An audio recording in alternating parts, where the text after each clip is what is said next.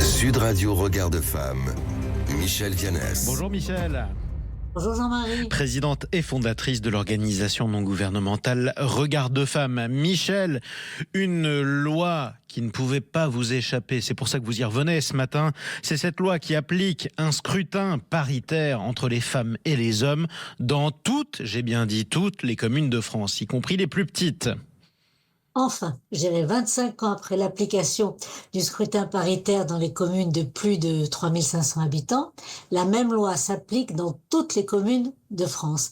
Et ça semble hallucinant parce qu'après des débats, je dirais, houleux à l'Assemblée, la loi a été votée dans les mêmes termes que celle votée au Sénat par 206 voix pour, 186 voix contre et 28 abstentions.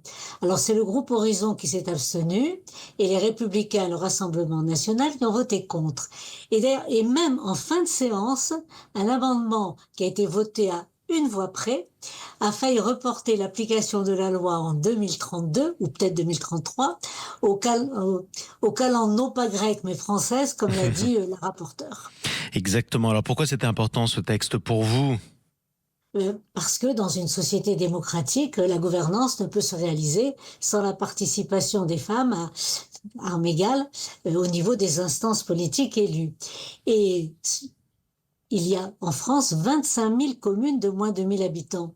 Et dans ces communes, eh bien, on ne compte que 37,6% de femmes élues contre 48,5% dans les autres. Donc c'est bien la preuve qu'il n'y a pas de parité tant qu'elle n'est pas imposée par la loi. D'ailleurs, les associations de maires de France et les associations des maires ruraux appellent à cette conformité du mode de scrutin pour toutes les communes depuis de nombreuses années. Et je rappelle aussi que l'Assemblée nationale avait voté cette généralisation de la loi en 2021, mais que le Sénat ne l'a inscrite à l'ordre du jour que ces derniers temps. Et au Sénat aussi, les débats ont été très ardus, même s'ils sont moins, je dirais, plus policés. Exactement. Il y a eu des débats parce qu'il y a quand même des adversaires à cette loi, des opposants, qui ont fait valoir quelques arguments, y compris sur Sud Radio, Michèle. Oui, tout à fait. On peut toujours être contre et toujours être pour. C'est le débat. Hein.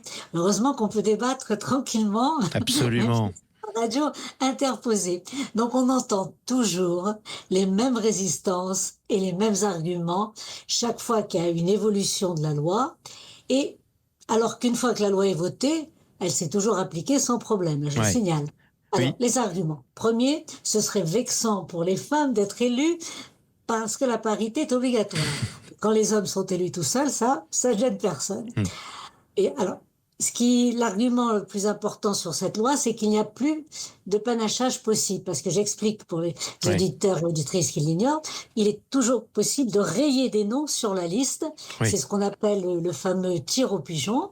Mais ce qui pouvait créer ensuite des problèmes entre conseillers qui vont être plus ou moins bien élus. Et quand c'est le maire lui-même qui est moins élu que certains conseillers, vous voyez déjà les problèmes. Ça arrivait souvent d'ailleurs.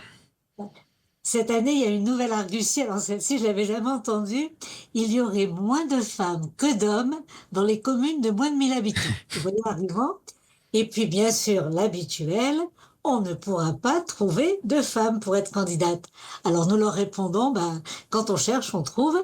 Mais s'ils ne sont pas capables de les trouver, eh bien, nous sommes là pour les aider. Et avant chaque élection municipale, Regard de Femmes organise des journées de sensibilisation pour inciter les femmes à être candidates, femmes élues. Pourquoi pas vous ?